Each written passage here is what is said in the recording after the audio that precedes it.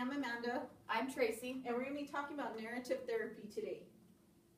The limits of language mean the limits of my world. Ludwig Wittgenstein. What childhood stories are you still clinging on to? When he was a child, Bob's parents repeatedly told him to try harder to fall asleep. At age 50, he finally realized that was not very good advice. Everyone's life is filled with stories. They can be positive, negative, serious, or ridiculous, but they all play a role in shaping how a person sees himself or herself, as well as who the person can become. Narrative therapy examines such stories to pinpoint those that are contributing to problems in a person's life, and then works on helping people re-author those stories to achieve the goals they wish to achieve. Problems are externalized and separated from the person. Our analogy was oil and water because they don't mix, much like the problem and the person don't mix. They are always separate.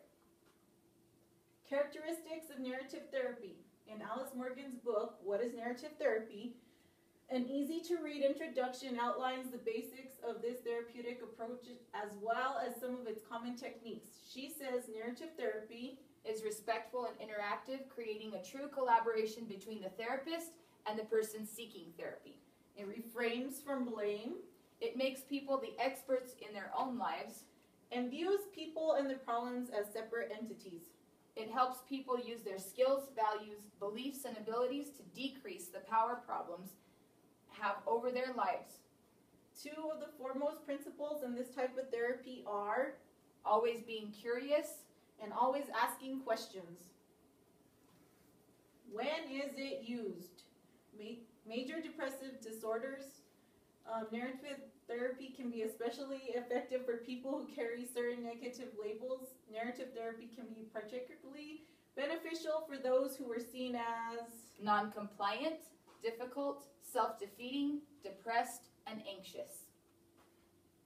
People's lives are created and interpreted through their stories. Ones they hear, create in their own minds, and ones they tell and retell. Problems are manufactured in social, cultural, familial, political, and historical contexts, rather than being intrinsic to or inherent in the person.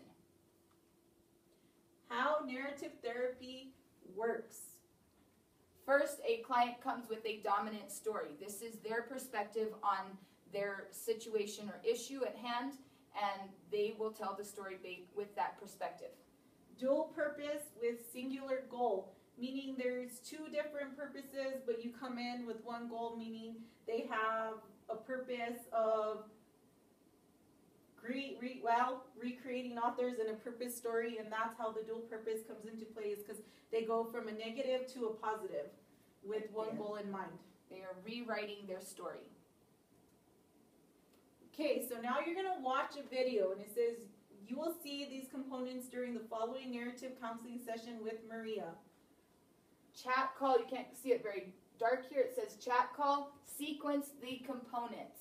So your components are perspective question, opening space question, externalizing the problem, deconstructing the plot, creating counterplots, and identity story.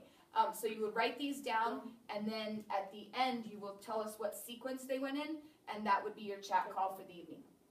Thank you. Thank you.